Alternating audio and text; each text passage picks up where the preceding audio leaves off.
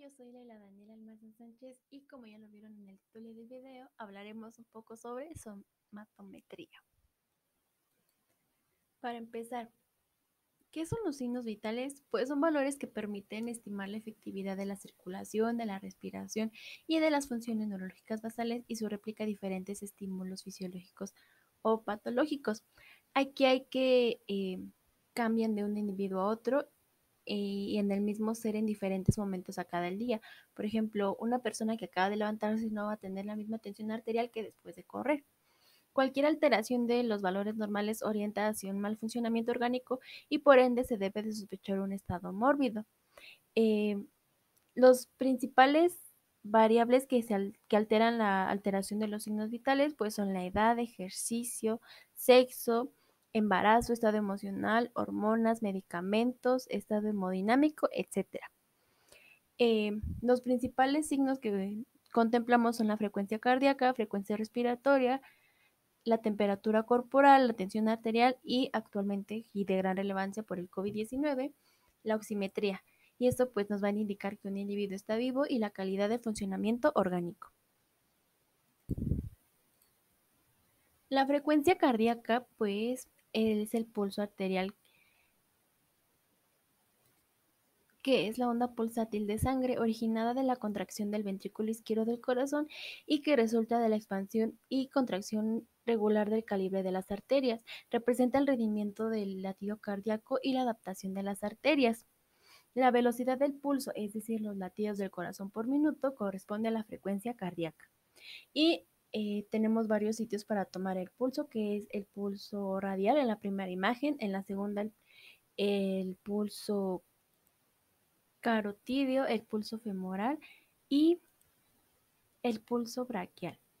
Aquí hay que recordar que de preferencia se deben considerar el dedo índice y medio para tomar la presión, ya que el dedo pulgar tiene su propio pulso, así que si lo tomamos con el pulgar, pues vamos a estar sintiendo nuestros latidos. Los valores normales van a variar, como ya lo mencioné, dependiendo pues de la edad, sexo, etcétera. Por ejemplo, en el recién nacido los pulsos por minuto van de 120 a 170, mientras que en el adulto vemos que disminuye considerablemente de 60 a 80. Y hay que recordar que las alteraciones de la frecuencia cardíaca y el pulso pues es la taquicardia sinusial, que es la frecuencia elevada mayor de 100 latidos por minuto que no sobrepasa los 160, y la bradicardia sinusal, que es la frecuencia cardíaca entre 40 y 60 latidos por minuto. Pero hay que recalcar aquí que va a depender mucho de la situación del paciente. Por ejemplo, si está en estado de reposo, o sea, que está como que tranquilo, descansando en su casa, pues obviamente esos niveles van a estar un poco bajos, ya que no está haciendo ni alguna actividad física que implique un gasto energético alto. Seguimos con la frecuencia respiratoria. Aquí pues el ciclo respiratorio comprende de una fase de inspiración y otra de expiración. La frecuencia respiratoria es el número de veces en que una persona respira por minuto. Cuando se miden las respiraciones es importante tener en cuenta también el esfuerzo que realiza la persona para respirar. La profundidad de las respiraciones, el ritmo y la simetría de los movimientos de cada lado del tórax. Y aquí pues tenemos en la tabla que igual nos va a indicar los valores considerados normales. Por ejemplo, en el recién nacido tenemos que varían de 30 a 80 y en el adulto que van de 15 a 20. Seguimos con la presión arterial. La presión arterial resulta de la fuerza ejercida por la columna de sangre impulsada por el corazón hacia los vasos sanguíneos. La fuerza de la sangre contra la pared arterial es la presión sanguínea y la resistencia opuesta por las paredes de las mismas es la tensión arterial. Esas dos fuerzas son contrarias y equivalentes. La presión sistólica es la presión de la sangre debida a la contracción de los ventrículos y la presión diastólica es la presión que queda cuando los ventrículos se relajan. La presión arterial está determinada por el gasto energético y la resistencia vascular periférica. Se cuantifica por medio de un aranoide o baumanómetro, que son los que tenemos ahí en la imagen, y sus valores se registran en milímetros de mercurio. En la primera imagen que dice figura 5, tenemos como que un aparato más manual. Ahí nosotros tenemos como que estar bombeando y estar al pendiente del manómetro de las cantidades que nos marque. Y en la figura 7 que se indica ahí, es como que más electrónico. Lo único que tenemos nosotros es bombear el aire y pues en automático nos va a marcar los resultados.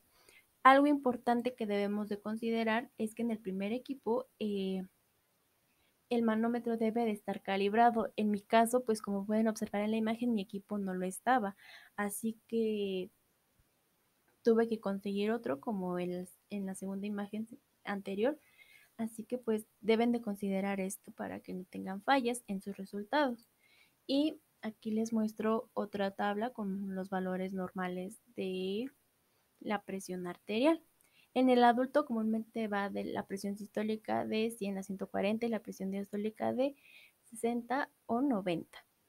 Y en la toma de presión arterial pues se recomienda en el antebrazo a la altura de codo y tenemos que pues estar al pendiente de que pues también al momento de bombear el aire pues no sea una molestia para el paciente. Seguimos con la temperatura corporal y se define como el grado de calor conservado por el equilibrio entre el calor generado, que es la termogénesis, y el calor perdido, que es termólisis, por el organismo. Algunos factores que afectan la termogénesis, la tasa metabólica basal, la actividad muscular, adrenalina, noradrenalina, estimulación simpática, producción de toxinas, entre otras. Hay que recordar que la temperatura va a variar de acuerdo a la zona en que la tomen, ya sea en la cavidad bucal, en la axila o rectal. Eh, pero pues usualmente varía entre los 36.4 y 37.2 grados centígrados. También hay que considerar y es importante que una temperatura menor de 35 se considera una hipotermia, mayor de los 35 a 39 es considerada hipertermia y mayor de los 40 ya es considerada como fiebre. Y pues también tenemos una serie de termómetros.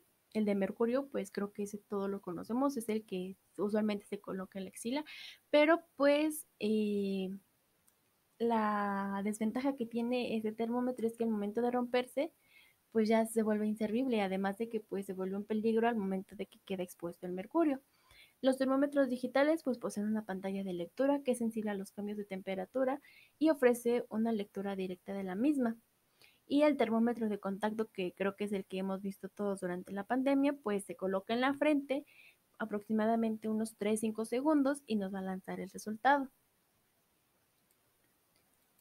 Y algo que igual resaltó mucho durante la pandemia, pues es la oximetría de pulso, o también conocida como pulsioximetría, que es la prueba indolora y no invasiva que mide el nivel de saturación del oxígeno o de los niveles de oxígeno en la sangre.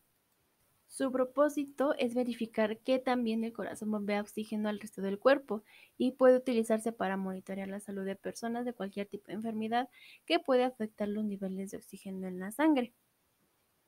Eh, Puede detectar rápidamente incluso pequeños cambios de la deficiencia con la que se transporta el oxígeno a las extremidades más relajadas del corazón, incluyendo las piernas y los brazos. Y los niveles normales varían de los 95 al 99% y pues ya debajo del 86% pues se considera hipoxia severa. Y pues esto para qué nos sirve en fisioterapia, pues la medición de los signos vitales nos podrá indicar si el paciente está en condiciones óptimas o no para realizar los ejercicios o la modalidad de un tratamiento, ya sea hidroterapia, etc. Así como saber si alguna parte del tratamiento está siendo contraproducente. Por ejemplo, si estamos realizando ejercicios pasivos y de repente nuestro paciente comienza a manifestar que se siente mal, pues hay que tener eh, ojo ahí, hay que estar pendientes. Y también pues para tener esos conocimientos básicos, no siempre, bueno, es poco común que nosotros como fisioterapeutas lo realicemos porque pues los pacientes cuando entran con nosotros ya se supone que las enfermeras debieron de hacer esto, pero pues no debemos de estar atenidos a que siempre lo hagan ellos. Y pues la medición de los signos vitales que realicé fue a 7 pacientes de distintas edades, pues para ver exactamente la diferencia que hablaba desde un principio, edad, sexo, etcétera. Mi primer paciente es un joven de 12 años eh, y como pueden observar aquí en los valores, pues en teoría se encuentra bien. Eh, a pesar de que tiene 12 años, es un joven grande y robusto. y pues como pueden observar en la imagen tiene cierto grado de sobrepeso, pero eso no afecta a los valores ya que se encuentran dentro del rango normal. Aquí hay que recalcar que la presión arterial no se mide en niños menores de 15 años. Este solamente lo hice como para considerar los valores, pero hay que recordar eso. Mi siguiente paciente tiene 18 años y pues igual vemos que sí cambian un poco los valores respecto al anterior. En mi paciente 3 pues igual, si se dan cuenta, su presión arterial sí está un poco baja. Le pregunté pues si estaba como que enfermo o algo y me dijo que no había almorzado, así que también hay que considerar esos pequeños aspectos. Igual me sucedió casi lo mismo con esta paciente a la temperatura. Eh, Siento que lo que influyó fue que tiene flequillo, así, y ese día hacía mucho calor también. Así que pues hay que considerar también todos esos factores ambientales y contextuales para poder pues realizar la medición. Mi siguiente paciente tiene 25 años. Esto igual si se dan cuenta en su presión está súper baja y le pregunté por qué y me dijo que no había comido. Así que hay que tener en cuenta siempre estos aspectos. Y en la oximetría, si se dan cuenta, tiene 85. Les dije que el valor más bajo era 86, pero pues no había comido y aparte pues las mediciones las realicé ya de noche. Así que hay que considerar, como ya les dije, todos estos aspectos. La siguiente igual fue una paciente femenina de 52 años. Ella es hipertensa, hay que recordar, pero sus valores se encuentran dentro de lo normal. Y mi última paciente tiene 77 años. Igual como ven su presión estaba un poco alta. Platiqué con ella y le dije pues por qué. Y me dijo que la noche anterior no pudo dormir. Ella padece vértigo, así que pues de cierta manera no se sentía muy bien, así que eso también influye. Y como vemos igual en sus respiraciones están un poco bajas, pero pues igual hay que considerar que ya es una adulta mayor. Y pues eso sería todo en el video de hoy. Es un poco largo, pero pues traté de abarcar lo más esencial, que es casi todo. Así que pues espero que la información brindada en este video les sea de mucha ayuda. Adiós.